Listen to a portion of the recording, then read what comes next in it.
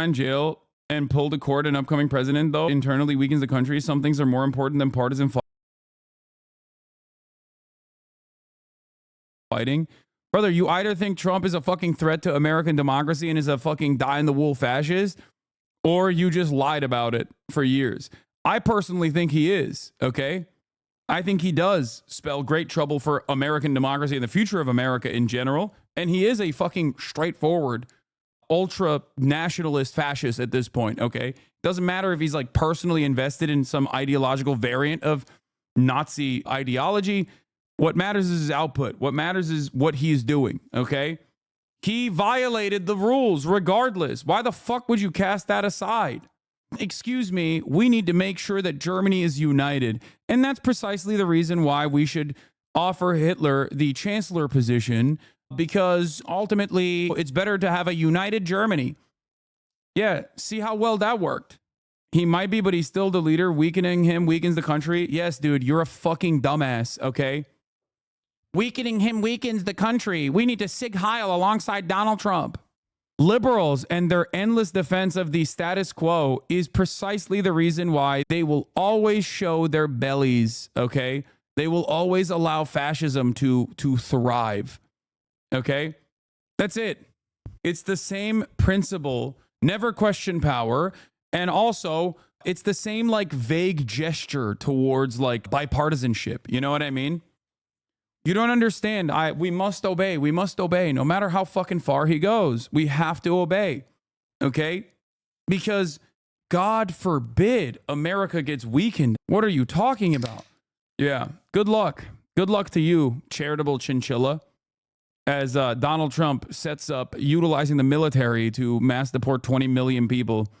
This is part of the reason why I'm telling you, I have said time and time again that things are different this time around. Things are different. Nobody. What is this? Oh, yeah. Things are different this time around because liberals are not even doing the fucking 2016 hashtag resistance shit. Yeah, no, it's the clip that, what's his face? HasanAbi Productions posted. The one where he spliced Ethan talking about how much of a radical terrorism supporter I am. Well, it spliced up with me playing the Korean goon dating sim. With his fucking straight up radical, anti-American, anti-Semitic, fucking pro-China. Unaware, narcissistic fascist, he probably doesn't understand why he can't dictate everything. Inner GOP faithfuls will try to treat him like a useful idiot to tear down the normal institutions, keep the party entrenched in power. And Merrick Garland has a policy of making those reports public. So we can expect to see a public report, Lester. But in this case, we don't expect it to go much beyond the volume of material that is already in the public record about both of these criminal cases. All right, Ken Delaney, and thank you. Let me bring in our senior legal correspondent, Laura Jarrett. Laura, what is the chance, putting politics aside, what's the chance of resuming the case 4 years from now? Very little. You and I both noted as the filing was coming in that it said without prejudice, which means theoretically they could bring it again, but it seems highly unlikely, Lester, even notwithstanding statute of limitations issues, all of the effort and resources that were put into this, they never really got off the ground. They didn't get anywhere close to a jury trial, much less the conclusion and sentencing. They just never got there. But between the delays with the Supreme Court decision on immunity and Trump's own efforts to try to get the case blocked, I think the real question now is just whether we even see a final report from Smith's office laying out what evidence he would have adduced at trial. He was also required to explain in that report why he didn't bring any charges. If there were anything that he held back, he's supposed to explain. He had already developed a roadmap to get around the Supreme Court ruling on immunity. He had tried, and they did a superseding indictment, so essentially rewriting the indictment to be more in line with that, kept out some of the evidence that the Supreme Court said was off limits. But even still, he was at the beginning stages of that. Trump was likely to appeal even that new indictment. And so it just really never got off the ground. So the facts didn't change. The evidence didn't change. The only thing that changes is his status. Thanks for watching. Stay updated. To politics now, and the new Trump cabinet ready for confirmation. The president-elect announced a series of top administration picks just over the weekend, including hedge fund manager Scott Bessent to be Treasury Secretary and Congresswoman Lori Chavez DeRemer as Labor Secretary. Trump needed less than 3 weeks to pick his cabinet, but some of his more controversial picks may have trouble getting approved by the Senate. Nicole Killian is in West Palm Beach for us, covering the transition as she has been for days now. Nicole, good morning. Hey, good morning to you, Tony. Now that President-elect Trump has made most of his key picks, there are new calls for them to get FBI background checks. But overall, the public is giving him positive marks.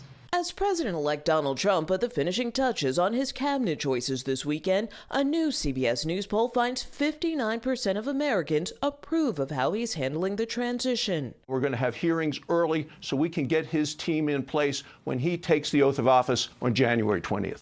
The poll also shows many of Trump's designees have more support than opposition. That includes some of his more controversial picks, like Robert F. Kennedy Jr. for Health and Human Services, Tulsi Gabbard for Director of National Intelligence. There's a major disconnect with reality in this country. I can't. Everything is bad and only slated to get worse. Do you understand? Like, everything is bad and it's only going to get worse. And there is... I feel like there are not enough people that are actively speaking out against how insane things are getting.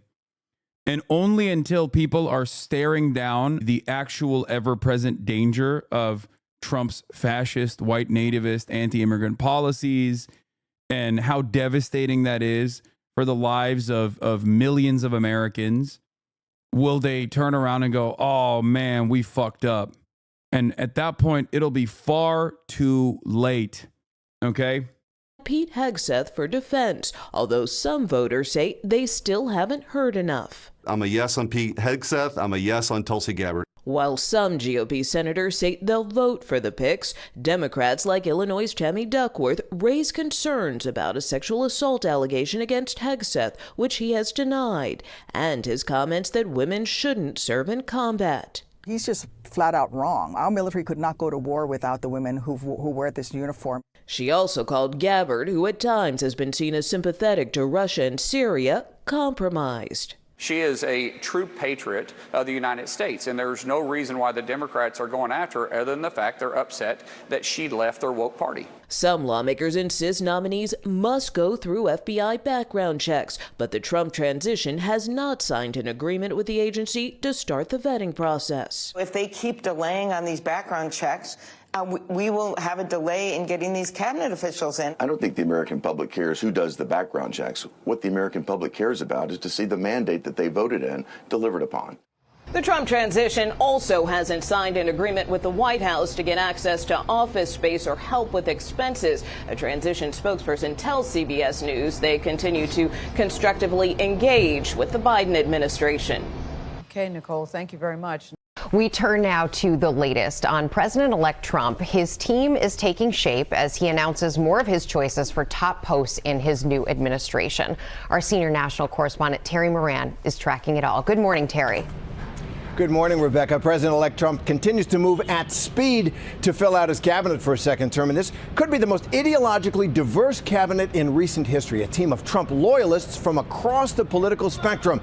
Over the weekend, Trump making some more big nominations. For Treasury Secretary, Scott Bessent. He is a hedge fund manager and former Democratic Party donor who now advocates for big cuts to the federal budget and much more oil production in the U.S. And for the powerful position of director of the OMB, the Office of Management and Budget, Russell Vought. He held that post in the first Trump administration, and he is also the lead author, one of the lead authors of Project 2025. That's that controversial blueprint for a second Trump administration that Trump distanced himself from during the campaign, but has now put one of the top architects at the very center of power. And for Labor Secretary, Republican Congresswoman from Oregon, Lori Chavez DeRaymer, she is surprisingly for Republican, very pro-union. Rebecca? Yeah, you said it, Terry. Very ideologically diverse. And there are also more controversial nominees in the public health posts.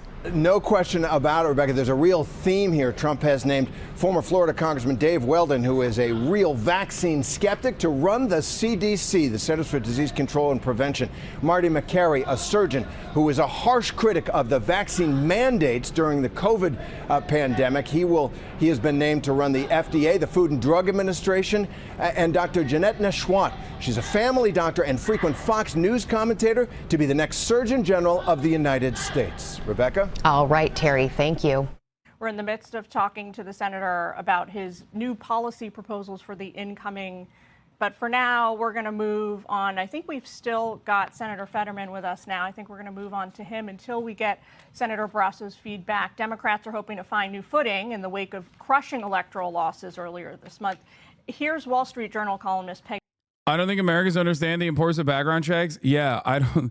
People don't understand that the fucking background checks are to make sure that cabinet appointments are not easy to blackmail or control.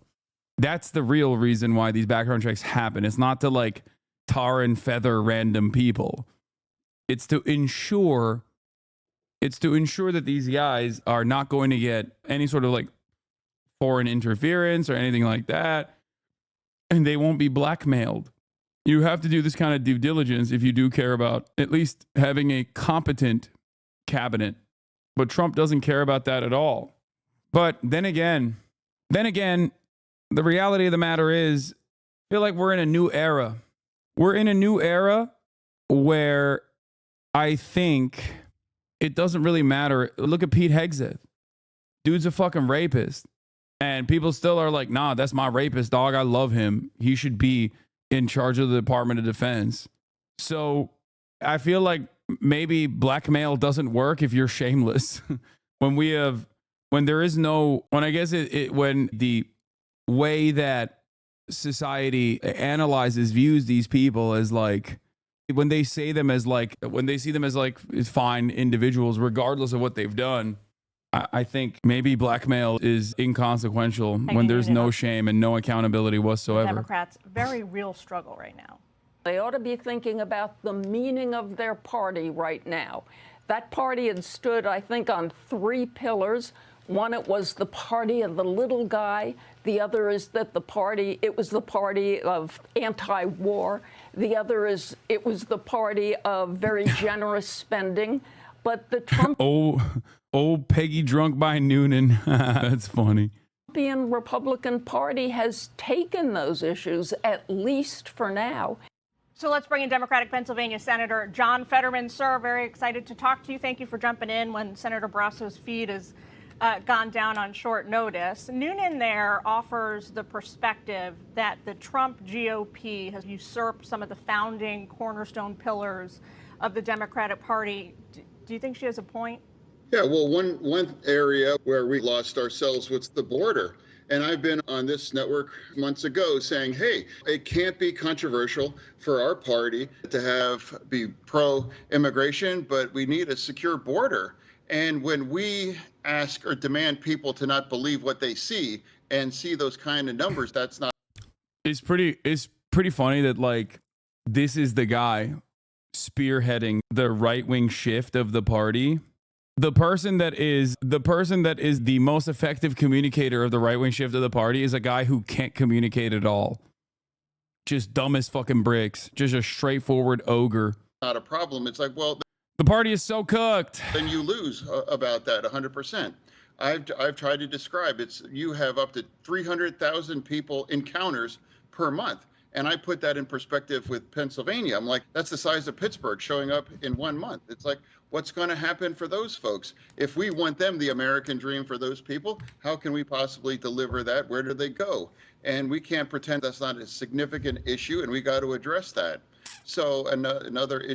It's not the new Joe Manchin. I think the party itself is reshaping itself in this attitude. That's what I'm trying to explain. Joe Manchin played the role of a spoiler, but at least the party back then would try to present itself as like somewhat progressive, someone on the side of working class people that cared about the truth with respect to like immigration. Now the party is saying like, no, we're becoming the Joe Manchin party. We're becoming the John Fetterman party. It's really insane to watch happen in real time. I don't think that's about endless wars. I think they're two very just wars. I think Israel, for example, that's a very just one. And now I've never supported a ceasefire, and that was the right thing. I said I was going to follow Israel. And since they refused to have that ceasefire, they have eliminated and broken Hamas and Hezbollah. Hezbollah was supposed to be like the ultimate badass in the Middle East. And now they were just a bunch of Keystone cops. Yeah, like I said, John Fetterman not exactly known for having a good functioning brain. Really cool that the brain damage guy is the guy that is communicating the right-wing shift of the Democratic Party. It is pretty funny that he's saying this when, objectively untrue. Israel is at a hard time even bringing Hamas to heel inside of Gaza, which is supposed to be Israel's playground to begin with, an area that they have full sovereignty over, and they still have not been able to take out a militant resistance group. And they certainly have not had such a good time with Hezbollah in Lebanon. And Iran. But it's wild to say this in the eve of in the immediate aftermath of the ICC coming out and being like, yeah, Benjamin Netanyahu's a war criminal for mass starvation, utilizing starvation as a weapon. And the former defense minister Yoav Gallant is also a war criminal as well. Like, he's just like, yeah, I don't care. Israel good. All of Israel enemies bad. I'm glad they never did a ceasefire. Would Fetterman hit that rare title of left grifter?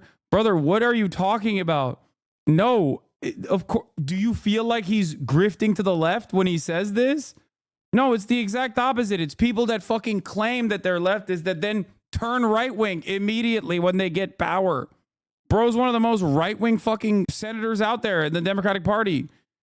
He got brain damage and immediately became a omega reactionary. Has been exposed as just, they really can't fight about anything. So that's been a significant development here. And now also I'd like to point out, Israel had blown up their nuclear weapons lab as part of that too. So, and with respect for Ukraine was invaded. And for me, it's about standing on the side of democracy. And I was very supportive about that aid. And I don't understand if the other side would now stop delivering that kind of aid. That's a disagreement, but I've been very clear supporting Israel. He ran a pretty progressive Democratic campaign. He ran a progressive campaign and immediately, it's like Richie Torres. He ran a progressive campaign and immediately swapped it.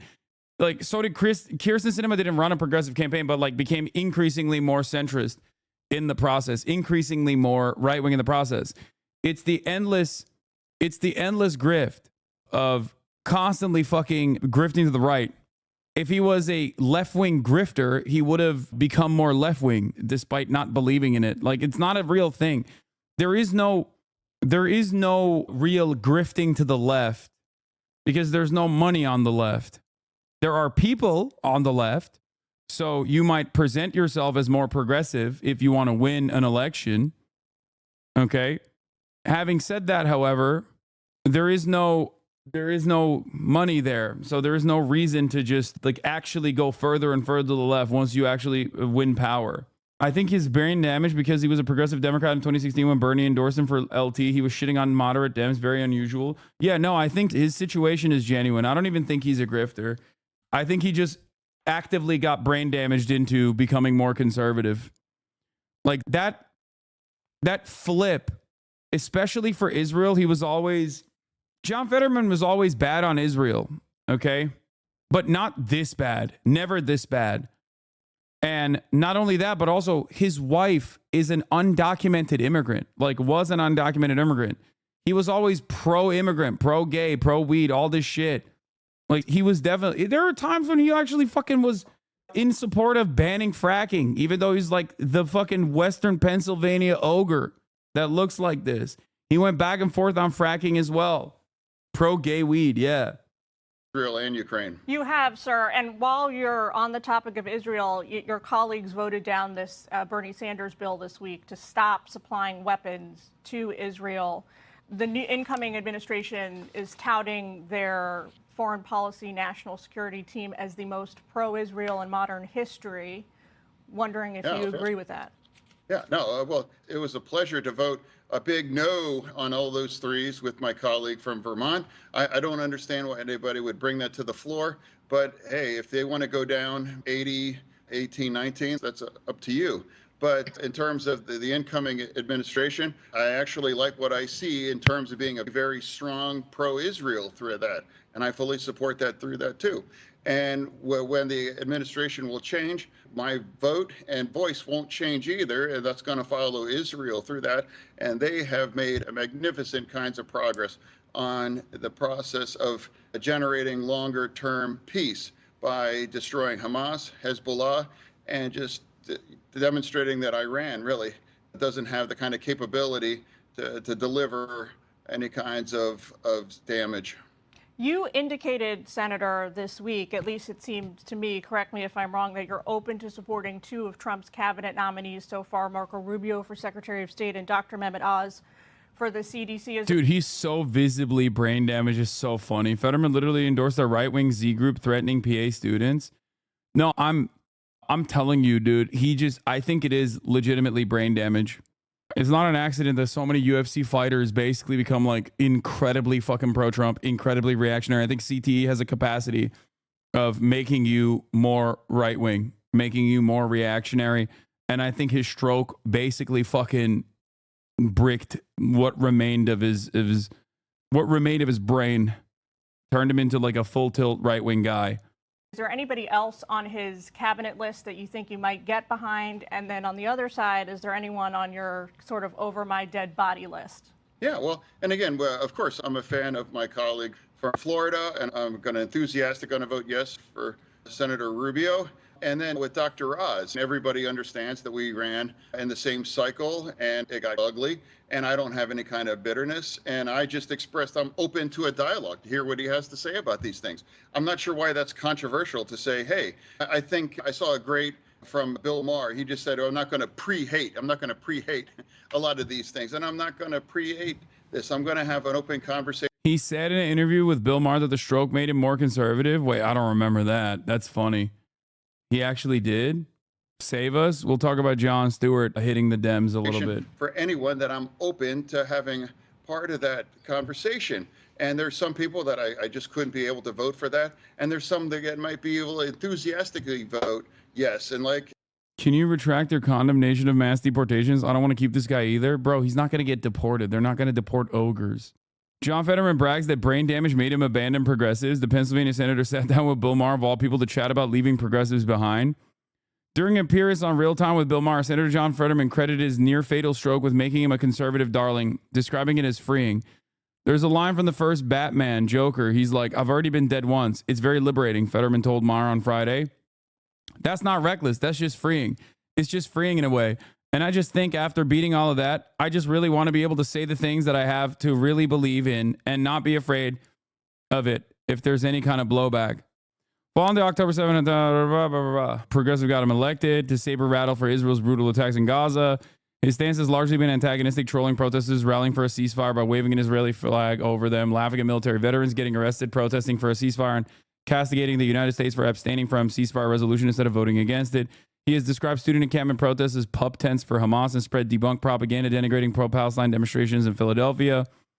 Since adopting an aggressively pro-Israel stance, Fetterman has also backed harsher border policies, a curious stance given that he used to point to his wife's undocumented status as a child to tout his progressive bona fides. Bona fides. What? Some ranchers shot them? I just had 2 Mexican family members get shot on a hunting trip in Arizona. This is literally just the beginning. Cops are investigating, but they aren't going to do shit. Wait, what? The fuck? That's insane, dude. Speech therapists here. I work with TBI patients all the time, and their critical reasoning skills significantly decline, and at least the reactionary sentiment.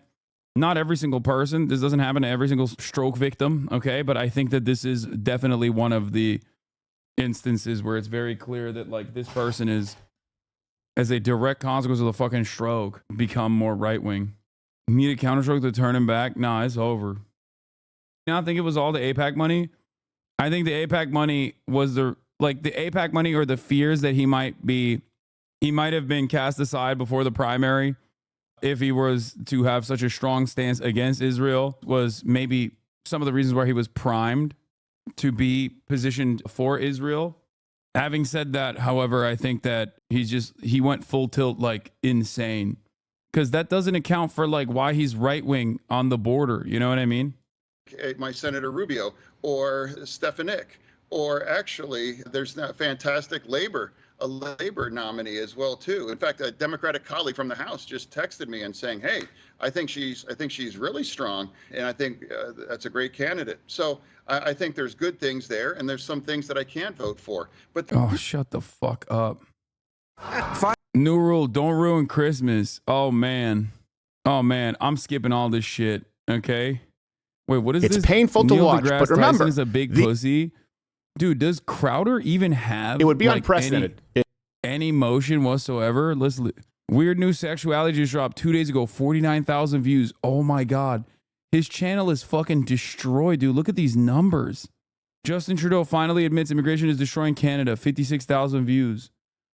Oh my Lord. He's not even reaching 100K. There's one. Jaguar's marketing director needs to be put in prison. 154,000 ads. No, 154,000 views. God damn, dude. He's doing worse than HasanAbi fan channels. That's crazy. I can't think of another person that has had such a dramatic fall off after turning down $50 million. Like, what an incredible moment. That's his other channel. No, I know this is his other channel, but his main channel has no motion either. It's a generational fumble, dude. It is so devastating. Here, let's see.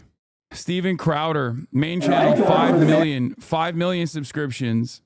Look at this. 3 weeks ago is the last time he fucking posted on there. 100,000 views. We are the news now. The video is banned on YouTube. The science sketch comedy election docuseries, 30K views. Making the Daily Show, 69,000 views. Let's talk about it. Miranda Device, 31,000 views 4 weeks ago. That's even worse. He is so unimaginably cooked. If you look at his like views back in the day, 6 years ago, there are only two genders. Changed my mind. 46 million views. 9 years ago, Social Justice Warrior Feminist Festival, Crashed by Crowder, 31 million views. Undercover SJW Fat Pride Feminist Panel, Crashed by Crowder, 25 million views 7 years ago. I'm Pro Gun, second edition, Changed My Mind, 24 million views 6 years ago. Male Privilege is a Myth, second edition, Changed My Mind, 21 million views. Why Democratic Socialism Doesn't Work, 11 million views 8 years ago. Women's March, Crashed by Crowder in Drag, 13 million views. I don't know how to like expand on the metrics. I want to see like what his overall views look like versus now. I think political content in general is falling off. Yes and no. What do you do? Detailed statistics. Total subscribers for Steven Crowder have been falling. I want to expand on it. Pocket watching, and it's not even pocket watching. It's like shocking. I think it's shocking to see someone who was such a massive content creator on the right fall off of a cliff. Ben Shapiro's experienced similar things as well. I think that there is more. I think honestly, here's the thing. You want to know what I think is going on? I think there's so much right-wing content out there that it's cannibalizing because a lot of people I think would rather view like manosphere guys and shit. A lot of people would rather view manosphere guys talk about like all the dumb culture war stuff that these guys also used to talk about than watch like Ben Shapiro's nerdy ass. It's oversaturated. The market is oversaturated.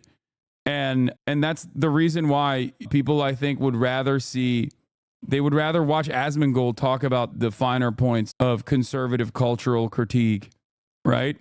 That's what it is. The dumbing down of modern games. Ellen tried to make a comeback. It's not going well. Elon Musk wants to buy MSNBC.